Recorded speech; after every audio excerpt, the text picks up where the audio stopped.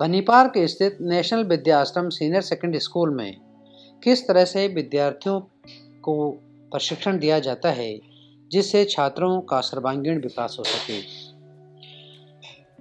यहाँ पर सिर्फ शिक्षा ही नहीं बल्कि ओवरऑल करिकुलर एक्टिविटीज़ पर पूरा ध्यान दिया जाता है। इस पर ज़्यादा जानकारी के लिए हमने बात की स्कूल प्रबंधक मिस्टर मनीष चतुर्वेदी से। आगे उन्होंने बताया।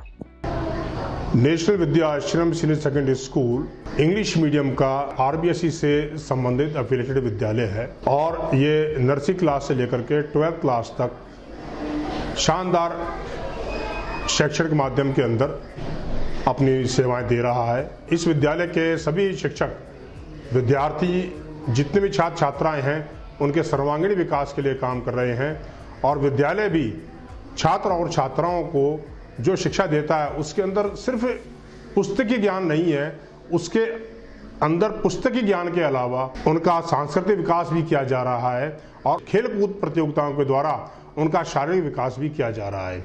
तो बच्चों के सर्वांगीण विकास को ध्यान में रखते हुए पूरे विद्यालय का कैलेंडर बनाया जाता है और अनेक जो शैक्षणिक गतिविधियां हैं उनको तो निर्वहन करना हमारा उद्देश्य होता ही है।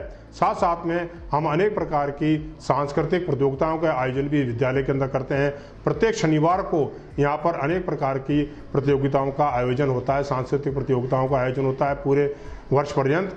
और विद्यार्थियों के शारीरिक विकास के लिए हर वर्ष प्रत्येक वर्ष के अंदर दिसंबर माह के अंतिम सप्ताह के अंदर हम एक प्रकार के खेलकूद महोत्सव का आयोजन करते हैं, स्पोर्ट्स वीक मनाते हैं पूरा। उसके अंदर पूरे वीक के अंदर बच्चों की इंडोर और आउटडोर जितने भी टूर्नामेंट्स हम करवा सकते हैं, ख़ास तौर से हाई जंप है, लॉन्ग जंप है, डिस्कस थ्रो है, जैवलिन थ्रो है और डिफरेंट टाइप की रेसेस हैं, उन सब को स्कूल में ऑर्गेनाइज करते हैं। इसके अलावा बास्केटबॉल टूर्नामेंट भी कंडक्ट करते हैं।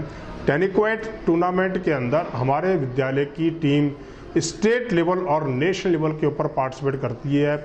इसी साल जून के महीने के अंदर हमारे विद्यालय की जो राजस्थान की टीम गई थी उसके अंदर 5 बच्चे हमारे ही विद्यालय के थे और नेशनल टूर्नामेंट खेलने के लिए गए थे चेन्नई और वहाँ पर इन्होंने हरियाणा की टीम को डायरेक्ट सेट के अंदर हराया भी था।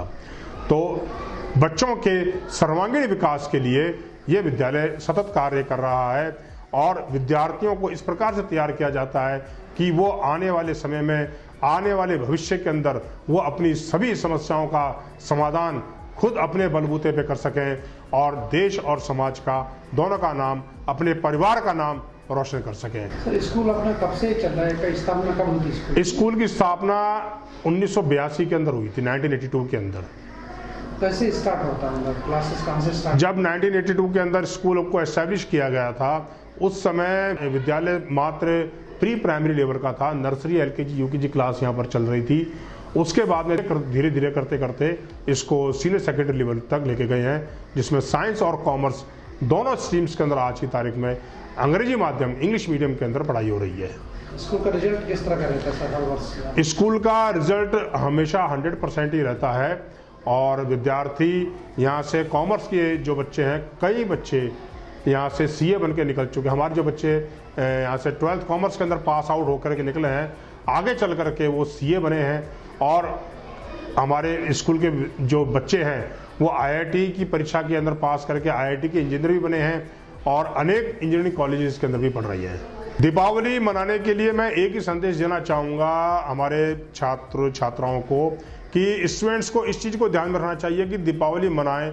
जैसे कि कोरोना काल के अंदर हमारे राज्य के मुख्यमंत्री श्रीमान अशोक गहलोत जी ने भी निवेदन किया था कि आतिशबाजी करें तो ज़्यादा धमाका ना हो, ज़्यादा धुआं ना हो, क्योंकि इससे कोरोना काल के बाद में कई लोगों को अनेक प्रकार की जो सांस लेने की तकलीफें पैदा हुई हैं तो उसको बढ़ावा ना मिले। तो आप ज़रूर हर्षोल्लास से दीपावली मनाएं, पटाखे छोड़ें, परंतु सब लिमिटेड वे के अंदर काम करें ताकि एनवायरनमेंट के अंदर पोल्यूशन ना फैले और किसी को सांस लेने में तकलीफ ना हो। अस्थमा के पेशेंट्स खास तौर से और कई प्रकार की बीमारियां फैली हैं सांस से संबंधित, उनके पेशेंट्स को तकलीफ ना हो, इसका जरूर ध्यान रखें। तो अंत में मैं दोबारा आपको नेशनल विद्या आश्रम सीनियर सेकेंडरी स्कूल परिवार की तरफ से सभी छात्र छात्राओं को, पेरेंट्स को और मेरे जितने भी संपर्क के लोग हैं उनको, हमारे पूरे जयपुर शहर को और हमारे देश को, खास तौर से कोरोना के बाद में ये पहली दीपावली है जो हम पूरे हर्षोल्लास से मना रहे हैं। तो पूरे देशवासियों को, पूरे हमारे जितने भी मिलने जुलने वाले लोग हैं हमारे देश में और देश के बाहर भी, उन सभी को तहे दिल से दीपावली की शुभकामनाएं देता हूँ।